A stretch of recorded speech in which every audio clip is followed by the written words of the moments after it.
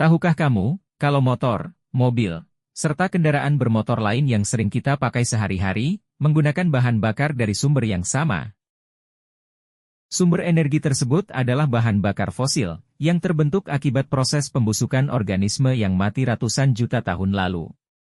Setelah melalui tekanan dan suhu ekstrim selama berjuta-juta tahun, fosil berubah menjadi substansi berminyak yang bisa dimanfaatkan sebagai bahan bakar. Sumber energi tersebut akan habis suatu saat.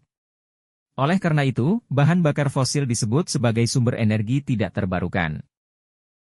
Yang termasuk dalam sumber energi tidak terbarukan diantaranya adalah batu bara, minyak bumi, gas alam, dan energi nuklir.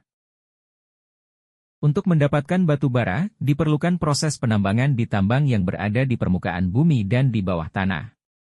Dengan jumlahnya yang berlimpah, batu bara digunakan sebagai pembangkit listrik dengan cara, batu bara dibakar, memanaskan air untuk menghasilkan uap, yang memutar turbin untuk menghasilkan listrik. Tidak hanya sebagai pembangkit listrik, batu bara juga merupakan bahan bakar utama bagi produksi baja, semen, pusat pengolahan alumina, dan industri lain. Pembakaran batu bara menyebabkan lepasnya karbon dioksida, CO2, dan nitrogen oksida, N2O, ke udara. Keduanya tergolong sebagai gas rumah kaca yang berdampak pada pemanasan global. Minyak bumi berada jauh di dalam inti bumi. Untuk mendapatkannya, perlu adanya proses drilling.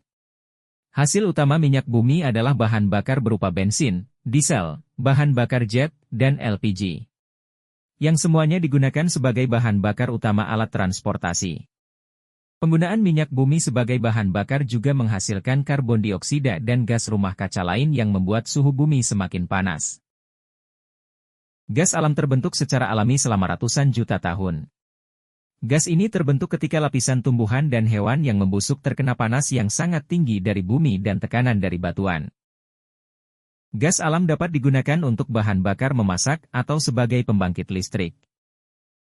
Salah satu keunggulan dari energi nuklir adalah tidak menghasilkan emisi karbon dioksida selama operasinya.